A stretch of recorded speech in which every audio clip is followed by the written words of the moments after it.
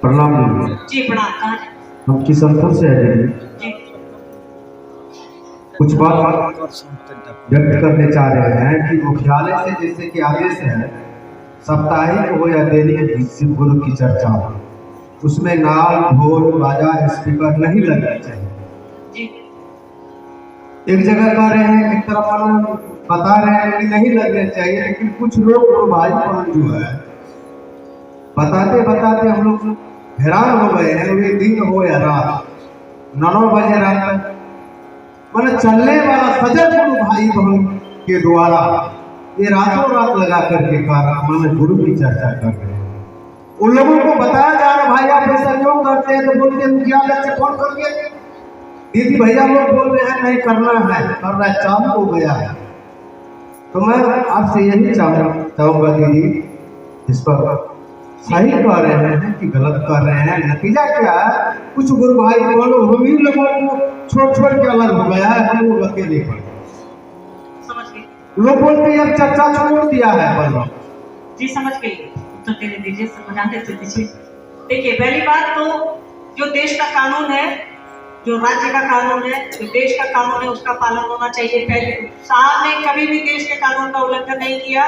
हमारा आपका कर्तव्य, हमने कहा ना कि नकल किसकी करेंगे, साहब दीदी जैसा बनने की कोशिश करेंगे तो देश का कानून नहीं तोड़ेंगे। जो नियम कानून है, जो दिशा निर्देश है प्रशासन का, शासन का, उसका पालन होना चाहिए। रही बात कि कौन गलत कर रहा है कौन सही कर रहा है, कि देखने वाले ना हम हैं ना आप हैं। समझा दीजिए 2 बार 4 बार 5 बार आप सभी को समझाइएगा कि बिजली का नंगा तार मत छुइए। 2 बार मना करिएगा, 3 मना करिएगा, चौथी बार जाकर छुएंगे अपने मारेगा, उलट जाएंगे। जो कर रहा है उसको समझा दीजिए 2 बार 3 बार कि भैया हमारा ये उद्देश्य नहीं है, ठीक है। साहब जो कहते हैं वो करने की कोशिश कीजिए, नहीं तो भाई प्रशासन का नियम तोड़िएगा तो हम हो या आप हो, वो नियम है, उसको टूटना नहीं चाहिए। किसी दिन पुलिस आएगी उठा के अंदर कर देगी। तो ऐसा कोई भी काम नहीं करें जिससे साहब की प्रतिष्ठा पर आ जाए, दीदी माँ की प्रतिष्ठा पर आ जाए, महादेव जो हमारे आपके गुरु हैं उसकी प्रतिष्ठा पर आ जाए। हमको आपको कोई नहीं जानता था, ये याद रखिएगा। ये हमारा खेला नहीं है कि आप लोग यहाँ 1500 लोग मेरी बात सुनने आए हैं। ये खेला उसका है, गुरु का है, साहब दीदी का है। नहीं तो हमको और आपको तो अपना पड़ोसी के अपना बाल बच्चा तो पूछता ही नहीं, दूसरे आदमी क्या प्रणाम करेंगे। तो ये सजग रहिए, संभल के चलिए। शिव शिष्टता प्यार की निगाह है, और साहब ने कहा है इससे शिव जो है वो सर्वोच्च शिखर है। तो वहाँ गलतियां करिएगा उसकी भी सजा है, प्यार करिएगा तो लेमन जूस भी मिलता है। दोनों बात ठीक। चलिए कुछ कैसा है पढ़िए।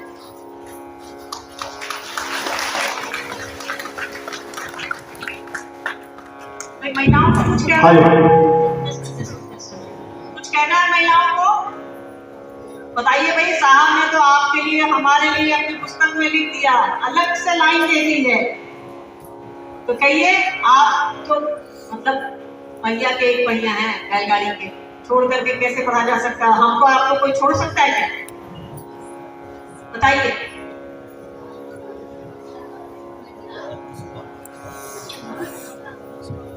प्रणाम दीदी जी। प्रणाम। दीदी हमसे एक निवेदन है। 2004 में दोनों पति पत्नी घोषणा कराए शिव को गुरु माने, और जब मेरा पति बीमार हुआ तो उसको मैं चरण धो के दिए कि मेरा सिंदूर और नहीं रहा। साहब जी कैसे दया से मुझे शरीर त्याग दिए। क्या मेरा गुरु शिव नहीं हो सकते हैं? आप मेरा घोषणा कराना होगा।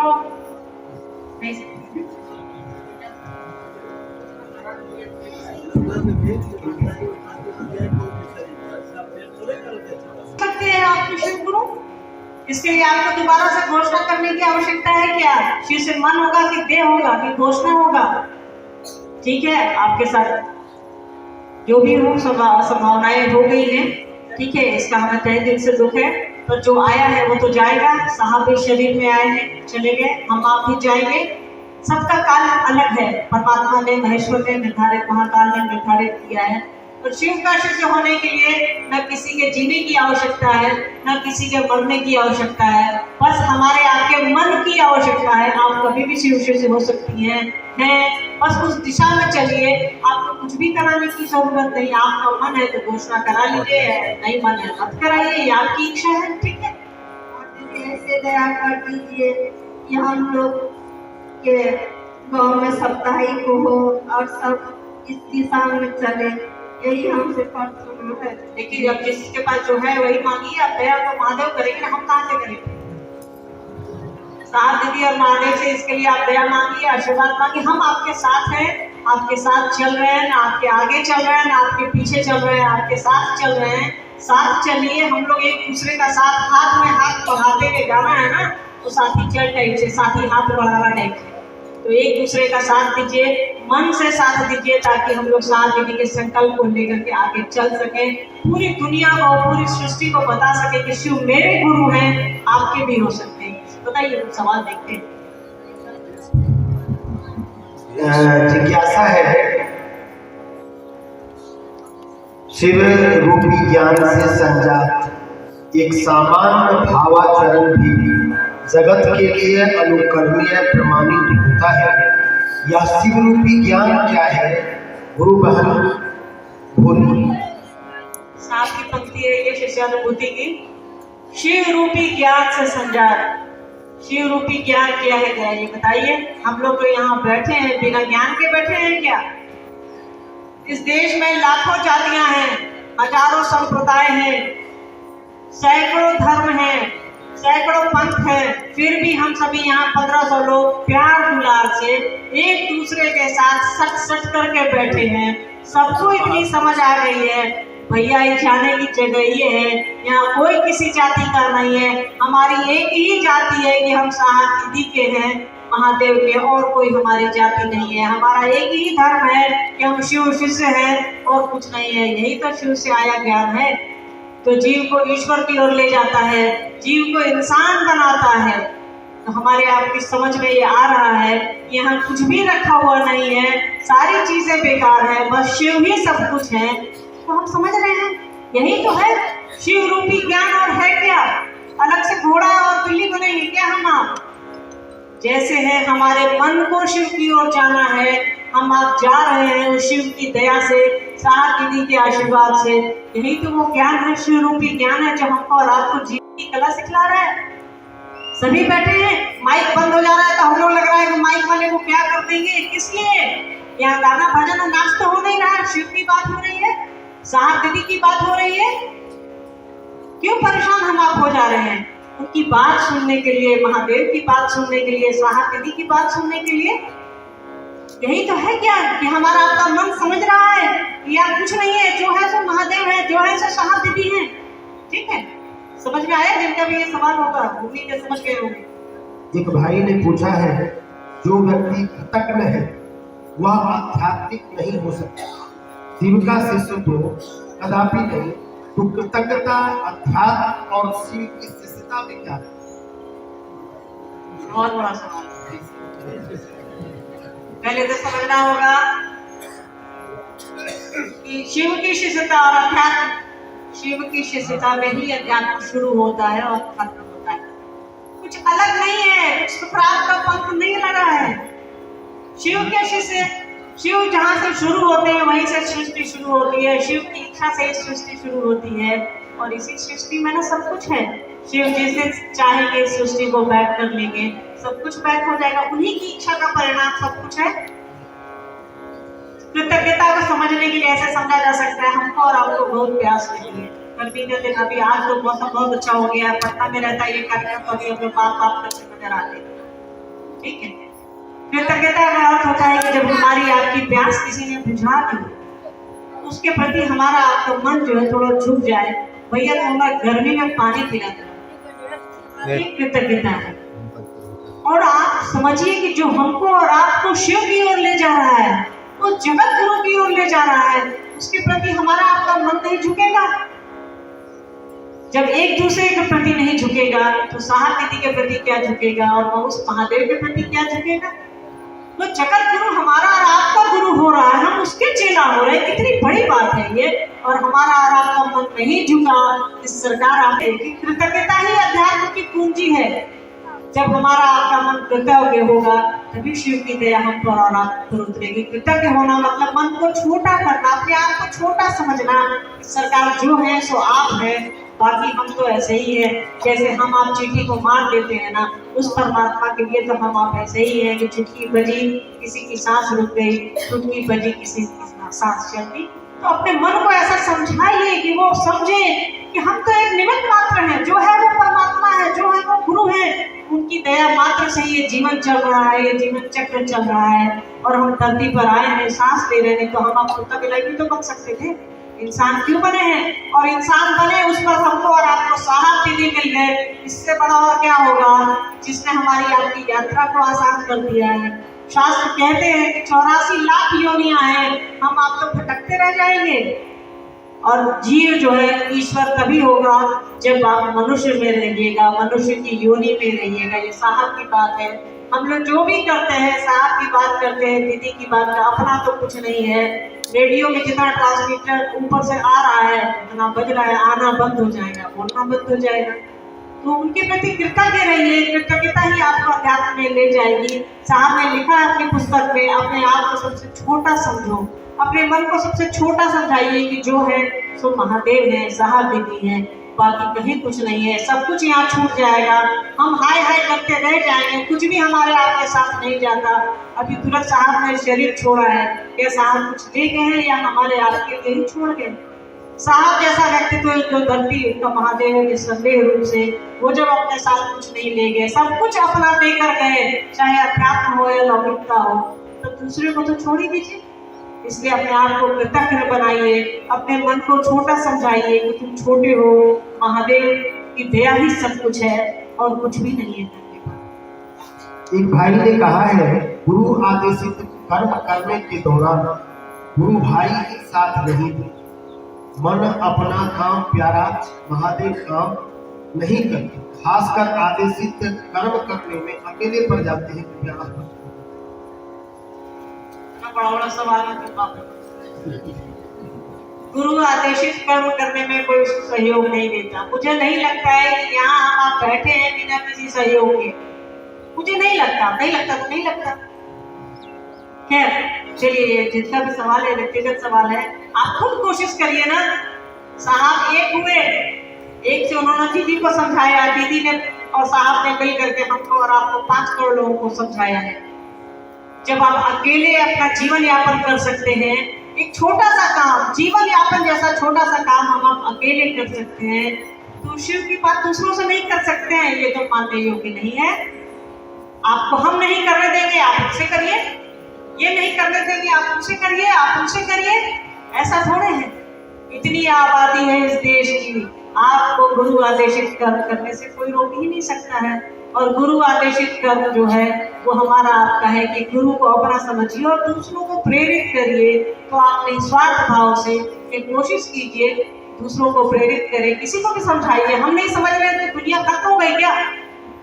ये कोशिश का क्षेत्र खत्म हो गया क्या? ऐसा नहीं है। आप प्रयास तो करिए, दिल से प्रयास करिए, बिल्कुल होगा। शिव गुरु कार्य किस भाव से किया जाए? जीव भाव में, शिव भाव में। केंद्र एक जिज्ञासा और है इनके साथ कि शिष्य भाव क्या है, यह भी समझो। जीव भाव में, शिव भाव में, भाई किस भाव में आपको करना है आप करिए। तो ये काम महादेव का काम है, ये वो करा लेंगे। आपके हर भाव को अपनी ओर प्रकट कर लेंगे, पर आप करिए तो तबीयत से, ठीक है। दूसरा सवाल क्या है बताइए। शिव भाव क्या है? हम आज जब अपने गुरु को अपना समझते हैं, साहब दीदी को अपना समझते हैं, वही तो भाव, सारा खेल तो भाव का है ना। आप यहाँ किस लिए आके बैठे हैं सुबह से? या आपको पैसे तो नहीं मिल रहे, भोजन तो नहीं मिल रहा, परेशानी में ही बैठे हैं सच में इतने लोग? आपके भीतर भाव है उस गुरु के लिए, साहब दीदी के लिए। यही तो शिष्य भाव हमारा आपका है कि अपने गुरु की बात सुनने के लिए हम 50, मैं समझ रही थी विजय मामा से, उन्होंने कहा कि निर्मली यहाँ से 50 किलोमीटर दूर है, बांध के भीतर है। आप वहां से भी कुछ लोग आए हैं, संभवतः कुछ लोग नेपाल से भी आए। ऐसे ही आगे आपके घर में क्या जगह नहीं थी? आपके घर में खाना नहीं था, सब कुछ था, पर उससे ज्यादा आपका भाव था, आपके भीतर वो शिष्य भाव था, वो गुरु भाव था कि मेरे गुरु की बात करने के लिए लोग आए हैं, हमको जाना है। यही तो शिष्य भाव है और कुछ भी नहीं है। अपने जीवन से, साहब दीदी के जीवन से चीजों को समझने की कोशिश करिए, हम आप समझ जाएंगे। शिव शिष्यों में ज्ञान युक्त प्रेम का उत्कर्ष कैसे हो? शिव शिष्यों में ज्ञान युक्त प्रेम का उत्कर्ष कैसे होगा? शिव से होगा, शिव की दया से होगा, उस करुणा निधि से होगा जो इस धरती का मालिक है, इस ब्रह्मांड का मालिक है। वो चाहेंगे तो सब कुछ, वो चाह रहे हैं कि वो शिव दूसरों के गुरु हो रहे हैं। उनकी चाहत का ही परिणाम हम आप हैं, उनकी चाहत का ही परिणाम भगवान शिव की शिष्यता है। यही तो है, वो चाहेंगे तो होगा। सारा खेला उनकी चाहत का है। उन्होंने चाहा एक हो बहुत श्याम, एक से मैं अनेक हो जाऊं, हो गए। उन्होंने चाहा, साहब ने लिखा है, साहब की बातें आप लोगों को मालूम है कि शिव ने चाहा, साहब ने चरमूर्ति में लिखा है कि उनको गुरु विश्व की जिम्मेदारी उनको उठानी है। कोई भी आदमी जब अपना गुरु भाव या शिष्य भाव उनको अर्पित करेगा तो उनको अपने शिष्य की जिम्मेदारी लेनी ही लेनी है। तो हम आप ऐसी कोशिश करें कि उस महादेव को, उस जगत गुरु को अपना भाव संप्रेषित करें कि सरकार आप मेरे गुरु हैं, मुझ पर दया करिए। ठीक। शिव गुरु की चर्चा शिव भाव जागरण की अनुपम विधा। शिव चर्चा के उपरांत भी यह भाव सामान्य नहीं रहता, उपाय समझाने। इसमें दिक्कत क्या है? पहले दूसरा सवाल का उत्तर। इसमें दिक्कत क्या है? आप हमेशा शिव भाव में रहते हैं तो और अच्छा ही है ना। अभी वो गुरु भैया ने कहा ना, भाई ने, साहब ने कहा कि 4 घंटे तो जरा बिताओ इसमें, आपका मन इसमें रह रहा है, ये तो और भी अच्छी स्थिति है। पर साहब ने कहा है जो खुद का काम नहीं करता वो खुदा का भी काम नहीं करता। महादेव का भी काम करिए, अपना भी काम करिए। दूसरा सवाल का उत्तर पहले दे दिए। भूगोल विद्यार्थी पहले उसके सवाल करते हैं। शिव चर्चा के उपरांत यह भाव सामान्य नहीं। शिव गुरु की चर्चा शिव भाव जागरण की अनुपम विधा है। निश्चित रूप से हमको और आपको कोई गाना कितना जल्दी याद आ जाता है, दिन भर गुनगुनाते रहते तो जिस चीज का जितना रेपुटेशन होगा, जितनी बार आप उसकी आवृत्ति, मन जिसकी बार आवृत्ति लेगा, वो बात आपके दिमाग में गहरे तक बैठती है। तो यही है कि शिव गुरु चर्चा शिव शिष्यता के जागरण की अनुपम विधा है। हम आप जब बात कर रहे हैं महादेव की, अभी सुबह से इतनी बात हो रही है शिव गुरु की, साहब दीदी की, तो हमारा आपका मन कहीं ना कहीं महादेव के इर्द गिर्द तो घूम रहा है। हर आदमी का, मेरा हो या आपका हो। तो यही ना है, इस जगत में लोग हाय हाय कर रहा है, हम वहाँ बैठ करके महादेव की बात कर रहे हैं। इससे अच्छी बात क्या होगी? यही तो परिवर्तन है शिव शिष्यता का। यही तो परिवर्तन साहब दीदी ने लाया है कि लोग मकान के पीछे, घर के पीछे, सब कुछ के पैसों के पीछे भाग रहे हैं। हमारा आपका कमोबेश कुछ देर के लिए ही महादेव के पीछे भाग रहा है, साहब दीदी के पीछे भाग रहा है। ये तो बहुत अच्छी स्थिति। ठीक। वागात्मक ज्ञान और बोधात्मक ज्ञान क्या है? वागात्मक, वाक से हुआ है। वाक मतलब शब्द बोलना, ठीक है। जो कोई बोल रहा है जिसका कोई मतलब नहीं है, हम ऐसे ही बोल रहे हैं भाई जी भाई जी भाई जी, दीदी जी दीदी जी, सब कोई मतलब नहीं है। क्योंकि उस भाई के लिए, उस दीदी के लिए मेरे अंदर कोई भाव ही नहीं है। गिर जाइए, क्या फर्क पड़ेगा? हम आप रोड पर चलते हैं, इतना सारा एक्सीडेंट होता है, जान पहचान नहीं रहती है, बोलते हाँ चोट लगी, लेकिन एक्सीडेंट हो गया। पर पता चल जाए कि उस बाइक वाले बच्चे के हाथ में कंकन है, क्या आप चल देते हैं या खड़े हो जाते हैं? ये बताइए।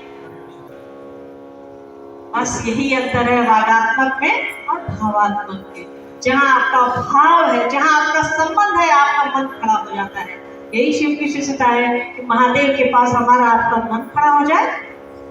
जहाँ वागात्मक है हम चल देते हैं, अफसोस करते हैं, अरे चोट लग गई होगी, लग रहा माथा फट गया, खून गिरा हुआ था। पर अगर गलती से भी नजर पड़ जाती है कंगन पर, तो हमारे आपके कदम बढ़ नहीं पाते हैं, रुक जाते हैं।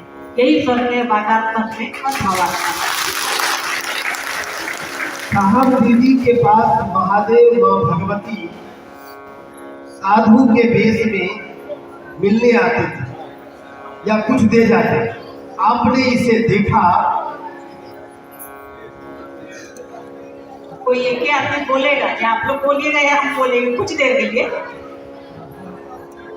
देखिए सवाल ये है कि साहब के पास महादेव भगवती आते थे, ये भी सच है, इसको काट नहीं सकते जिसको कहते हैं सूरज पूरब से उगता है, ये सच है। वैसे यह भी सच है, इसके साक्षी तो हम भी हैं, कुछ मामलों में विजेंद्र मामा भी हैं निश्चित रूप। और हम लोग बहुत छोटे हुआ करते हैं, ये पाटन की बातें हैं जहाँ शक्तियाँ ज्यादा आती थी पाटन में। तो वहाँ हम लोग एक बार, आप लोगों ने पढ़ा होगा अंकल लाखन में साहब की चर्चाओं में कि बचपन में एक बार ऐसे ही मैं और मनु बहू जो है डर गए थे, वो दूल्हा में और डंडा में सांप करके हम लोग रोने लगे थे। तो हम लोगों को कुछ देर के लिए, कुछ दिनों के लिए मतलब वहां से पाटन से मना तो ले जाएगा कि बच्चे मन बहल जाएगा। तो वो बचपन में हम लोगों को एक दो बार ऐसा हुआ है, ठीक है। मधेपुरा में कई बार एहसास जरूर हुआ है। और दूसरी बात क्या कहें, महादेव भगवती को तो हमने माँ बाप के रूप में ही देखा है, दूसरे में क्या कहें। शिवशिष्टता में ताली बजाने का उद्देश्य क्या है? कुछ नहीं, साहब बताते थे, साहब बोलते थे कि जिस दिन धरती पर सारे लोग शिव के शिष्य हो जाएंगे मैं ताली बजाऊंगा।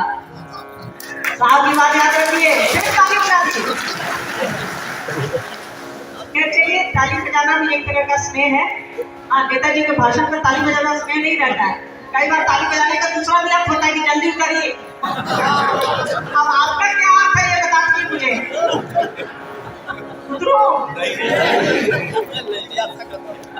वो समझ रही, वो आपका स्नेह है, वो समझ रही। इतनी समझ साहब दीदी ने दे रखी है, क्या प्रेम को समझ सकूं, प्रेम क्या है, स्नेह क्या है। शिव को गुरु बनाना कर्मफल है या कर्म? पानी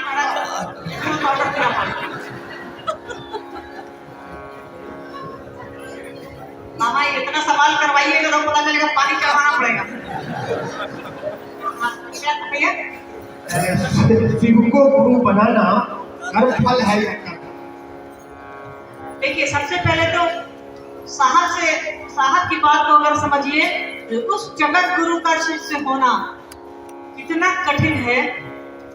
सोचिए कि अब तक शास्त्र कहते हैं, सृष्टि हजार साल से चली आ रही है, तब तक शास्त्र कहते हैं कि मात्र 112 लोगों की सूची शायद शिव पुराण में है, शायद 112 लोगों की या 122 लोगों की या 123 कुछ ऐसे ही। और हम आप यहाँ बैठे हैं तो 1500 है कि सोचिए कितनी बड़ी बात है। तो इसमें हमारा आपका कोई रोल नहीं है, किसी ने दे दिया उठा करके कि शिव शिष्य बन जाओ, हम आप बन गए, साहब दीदी का रोल है, बाकी किसी का कोई रोल नहीं है, ठीक है। महादेव की इच्छा हुई कि वो हमारे आपके गुरु हो जाएं, और साहब को उन्होंने कहा कि तुम जो करते हो दूसरों को करने को कहो। साहब ने हमको और आपको कह दिया, और हमारा आपका मन कुछ सेकंड के लिए उस दिशा में चल पड़ा। हम आप शिव शिष्य होने के मन समझता है कि हम शिव शिष्य होंगे, इससे अच्छी बात क्या होगी। निश्चित रूप से ये हमारा कोई कर्मफल भी होगा और हमारा कर्म भी होगा। और इससे सबसे ऊपर की बात है कि मेरा कुछ नहीं है, किसी ने दे दिया, हमने खा लिया, प्यास बुझ गई, प्यास लगी थी, किसी ने पानी पिला दिया, प्यास बुझ गई। तो ये निश्चित रूप से साहब दीदी का काम है, वो अपने पास रख सकते थे, पर उन्होंने हमको और आपको बराबर से बात किया, तुम भी शिव शिष्य बनो, तुम भी बनो, सब बनो। तो इसमें सिर्फ और सिर्फ साहब दीदी का रोल है, ना हमारे इतने अच्छे कर्म हैं, ना हमारा इतना अच्छा कर्मफल है कि आप शिव के शिष्य बनिए। साहब ने दे दिया है, इसके लिए हमको और आपको साहब दीदी के प्रति कृतज्ञ होना चाहिए, मन को झुकना चाहिए, इसमें कहीं से कोई शक मत रखिएगा, और मन को झुकाइए, एहसान चुकाइए उनका। एहसान चुकाने का एक ही रास्ता है साहब दीदी का, कि वो जो कह रहे हैं वो करते रहिए। वो कह रहे हैं शिव शिष्य बनो और दूसरों को प्रेरित करो वो शिव शिष्य बने। साहब दीदी के एहसान चुकाने का यही समय है, चुकाने की हम आप कोशिश करिए, और इसमें हमारा आपका कोई रोल नहीं है। गीत है ना, जितनी चाबी भरी राम ने उतना चले खिलौना, ये साहब दीदी का रोल है। उन्होंने हमको और आपको शिव शिष्य बनाया है, और हम आप बन रहे हैं, और शिव की इच्छा है, जगत गुरु की इच्छा है कि वो हमारा आपका गुरु है। दो जिज्ञासा और, अगर इजाजत आप दें तो। बोलिए, आप ऐसे भी बोलिएगा, इजाजत दीजिए, मैं लीजिए, बोलवे बोलिए। साहब के कंडिका में दीवा काल में चर्चा करने के लिए लिखा गया है, हम लोग देहात क्षेत्र से मजदूर, किसान, व्यवसाय वर्ग के लोग दीवा काल के चर्चाओं में जो गुरु भाई गुरु बहन नहीं आ पाते हैं, या रात्रि के समय साहब का आदेश है संध्या के बाद, मतलब शाम के बाद, अंधेरा होने के पहले, गोधूली बेला जिसको कहते हैं हम लोग, शिव चर्चा बंद हो। उनका आदेश है तो बंद होनी चाहिए। हमसे पूछिएगा तो यही कहेंगे, बाकी आपकी जो मर्जी है करिए, पर ये याद रखिएगा शिव की शिष्यता में, भगवान शिव की शिष्यता में वही परिणामदायी है तो साहब कह रहे हैं। ऐसे करते रहिए, फायदा कुछ नहीं है। साहब के और जो पुस्तक में लिखा है, रहो तो सिर्फ, जियो तो सिर्फ, बनो तो सिर्फ। ये साहब की पंक्तियां हैं, जियो तो शिव, बनो तो शिव, रहो तो शिव, शिव जैसा बनिए, रहिए शिव जैसा। शिव के पास तो सब कुछ है, दुनिया के मालिक हैं, फिर भी तस्वीरें जो कहती हैं मृगछाल में दिखते हैं। हमारा आपका कपड़ा फट जाए तो तुमसे बाबूजी को कहेंगे पापा पैसा दीजिए, कपड़ा फट गया, जबकि अलमारी में कपड़ा है 2-4। ठीक, तो खैर ये तो उदाहरण है। साहब ने कहा है बनो तो शिव, रहो तो शिव, जियो तो शिव। आपका मन शिव जैसा हो, आप शिव जैसा बनिए, शिव जैसा रहिए और शिव जैसा जिए। सब कुछ है तो भी बहुत अच्छा, कुछ नहीं भी है तो भी बहुत अच्छा। हमारा आपका गुरु गृहस्थों का गृहस्थ है और शमशानी भी है। साहब कोई देखिए इतने बड़े अफसर के बेटा, और हमारे आप से भी बस एक धोती और एक बनियान पर तो साहब ने पूरी जिंदगी गुजारी कि नहीं गुजारी? तो साहब से सीखिए। साहब ने लिखा बनो तो शिव, रहो तो शिव, जियो तो शिव। तो यहाँ धरती पर 2 ही आदमी शिव जैसा बने, वो साहब और दीदी बने। बनो तो शिव, रहो तो शिव, जियो तो शिव। तो उनके जैसा बनने की कोशिश कीजिए। ठीक है, आप सभी यहाँ आए, अच्छा लगा? आए क्या? जी। सर, तो मंडल अंकल अभी आए हैं। ठीक है, आप लोगों की बात सुनिए। वो इतनी दूर से चल के आए हैं, उनकी तबीयत नहीं ठीक थी, फिर भी वो बेचारे आए हैं यहाँ। और अब अगर मुझसे सवाल होगा तो पानी चढ़ाना पड़ेगा भाई 5 साल। ठीक, ये ध्यान रखिएगा। आप लोगों को तो अच्छा लगेगा नहीं कि आपकी बड़ी बेटी यहाँ उलझ जाए। बोलिए, चलती ट्रेन सबकी छूटती है, बोलिए। माइक दीजिए, माइक। जी, माता पिता और गुरु में बड़ा भाव। माँ को, जगत की बात करें तो माँ को पहला गुरु बनाया गया है। ठीक है, और गुरु ही बताते हैं कि कौन आपके लिए श्रेष्ठ है, कौन आपके लिए अच्छा है। तो निश्चित रूप से दोनों की तुलना, दोनों अतुलनीय है, और गुरु का स्थान या माता पिता से भी ऊपर रखा गया है, गुरु का स्थान ईश्वर से भी ऊपर रखा गया है। ठीक है, तो गुरु ही सर्वश्रेष्ठ है, गुरु ही हमको और आपको जीने की कला सिखलाते हैं। तो गुरु का स्थान तो किसी से नीचे नहीं हो सकता, वो ऊपर है। इसलिए शिव गुरु है हमारे आपके, कि परमात्मा की ओर जाने का रास्ता भी वही हमको और आपको बताएंगे। मंडल सर की बात सुनिए, आप लोगों के बीच आकर अच्छा लगा, फिर आऊंगी। अब कब आऊंगी ये तो नहीं कह सकती, तो फिर आऊंगी। साहब दीदी के बने रहिए, महादेव की ओर चलिए, साहब दीदी की उंगली पकड़े पकड़े शिव की ओर चलिए, उस परमात्मा की ओर चलिए जो हमारा आपका गुरु है। आप सभी को मेरा प्रणाम। आप सभी मुझे आशीर्वाद जरूर दीजिए। ये क्षेत्र ऐसा है जहाँ मेरा बचपन, मुझे तो याद नहीं है, 5-6 साल के होंगे, पर आपके बीच आए हैं तो आशीर्वाद दीजिए कि महादेव का काम जैसा साहब दीदी चाहते हैं, जैसा हम चाहते हैं नहीं, बोली तेरा आचरण कितना, जैसा साहब दीदी चाहते हैं वैसा हम आप करें, वैसा हमसे हो पाए, ऐसा आशीर्वाद दीजिए। मंडल सर आए हैं, उनकी बात सुनिए, समझिए। आप सभी को मेरा प्रणाम।